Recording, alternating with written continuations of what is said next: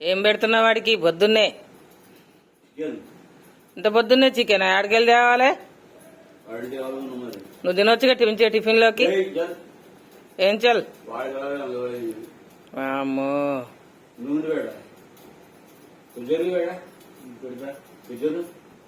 పెట్టినవా?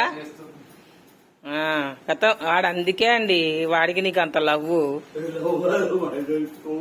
కొవ్వు అయిపోయిందారా? ముక్క తినకపోతున్నావు ఇక అంతేనా? ఇక మీ దగ్గర అగో మా ఎట్టొస్తుండో చూడు దీన్ని దొంగ మగమోడు. బా నానిగా అంటే నేనా అన్ని? బా డాడీ ఇంకేమన్నా ఉన్నాయా?